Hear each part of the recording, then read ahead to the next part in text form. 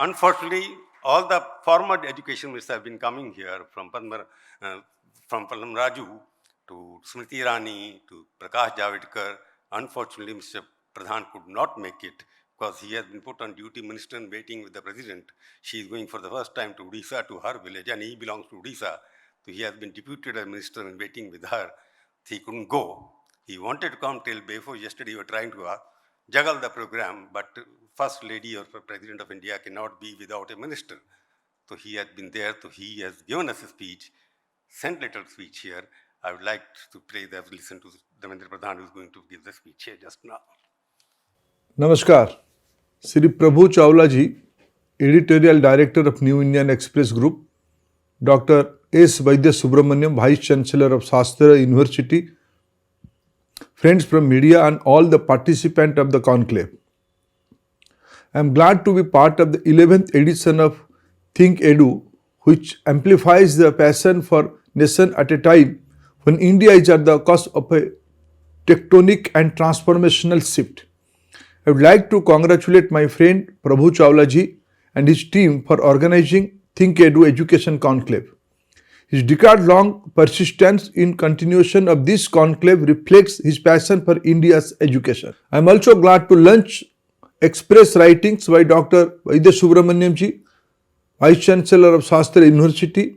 This 2-volume compilation of over 200 plus education-related articles for reputed English dailies like New Indian Express is not only a phenomenal achievement but also an important policy vehicle for India's education policy and progress. I congratulate Dr. Vaidya Subramaniam ji and wish him well to continue his writings. Friends, the first budget of Amrit Kal presented last week gives a strong foundation for developed India in 2047. This budget is for women, poor, farmers, middle class, aspirational society and their dreams. Prime Minister Modi's model of development is based on philosophy of Mahatma Gandhi, Antyodaya, Garib Kalyan, Atmanirbhar Bharat and Vasudhaiva Kutumbakam. I am thankful to Honorable Prime Minister and Honorable Finance Minister for allocating the highest ever budget to education this year. The 1.12 lakh crore budget for Education Ministry will help us in realizing the vision of the National Education Policy 2020. This budget is for Amrita Pidhi with focus on youth empowerment. Friends, education is essentially for the betterment of lives of people. At the core of it, education is for the service of humanity. This has been recognized by many saints, philosophers, leaders and educationists. We all understand it, but somehow along the way we keep missing this core purpose of education. NEP 2020 envision an education system rooted in Indian ethos that contributes directly to transforming India, that is Bharat sustainable, into an equitable and vibrant knowledge society. The National Education Policy 2020 is a philosophical document that has come after long deliberation at all levels. As Honorable Prime Minister Narendra Modi ji has said, NEP 2020 is not only a government's policy but the nation's policy. Education needs transformation to cater to the aspiration of billions across the world. As India takes over the presidency of G20, we aim to work together with all the countries to bridge gap in quality education and skilling. A week back, we had the first G20 Education Working Group meeting in IIT Chennai, which has been participation of delegates from 30 countries and international organizations from member nations. We must find long-term sustainable solution to the similar education challenges being faced by the different nations. Friends, I am glad this education summit is in Tamil Nadu, which has remained a hub of education and knowledge since ancient time. In Tamil Nadu, the historic Uttarameru village in Kanchipuram has some interesting inscription. It testifies to the historical fact that nearly 1100 years ago, we had an elaborate and highly refined electoral system and even a written constitution prescribing the mode of election. The details of this system of selective village democracy, Sabha, are inscribed on the walls of the village assembly, Gram Sabha. Friends, while democracies have evolved across the globe over time, we have good reason to believe that our motherland is the mother of democracy. Friends, India is one continuous civilization since ages from Kashmir to Kanyakumari. The recent Kashi Tamil Sangamam was a unique month-long confluence in Banaras.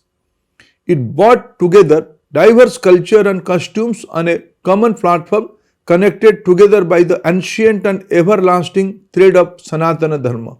2,500 delegates from various sections of the society of Tamil Nadu visited Kasi during the month of Tamil Kartika. The amalgamation of two ancient cultures, regions of the country within the contemporary world of today was phenomenal. Inaugurating Kasi Tamil Sangamam from Banaras, Honorable Prime Minister said, "We should all be proud that Tamil is the oldest language in the world." The variety and quality of classical Tamil literature has led to it being described as one of the great classical traditions and literature of the world. NEP 2020 emphasized on promoting multilingualism and all Indian languages. As per NEP, the medium of instruction in primary education will be mother tongue local language. This is to reiterate that all Indian languages are our national language. On the line of Kasi Tamil Sangamam, under the Ek Bharat Shrestha Bharat, day before yesterday, we launched the Yuva Sangam. The Yuva Sangam focused on conducting exposure tours of the youth comprising of students and off-campus youngsters from northeastern states to other states and vice versa. As a pilot project, around 1,000 youth will participate in the Yuva Sangam. It will provide an immersive, multidimensional experience of various facets of our country. Through your platform, I would like to invite the youth of our country to become a part of this once-in-a-lifetime experience.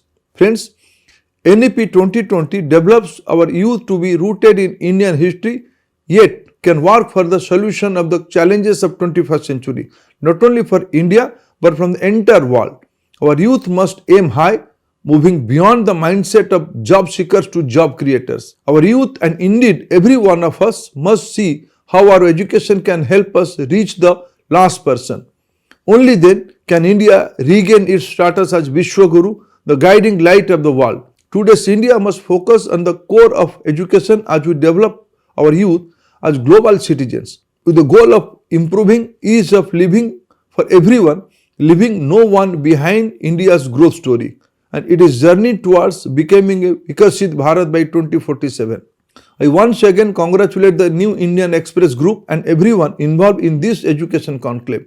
I hope to receive your suggestions and conclusion of your deliberations. Thank you, friends. Namaskar.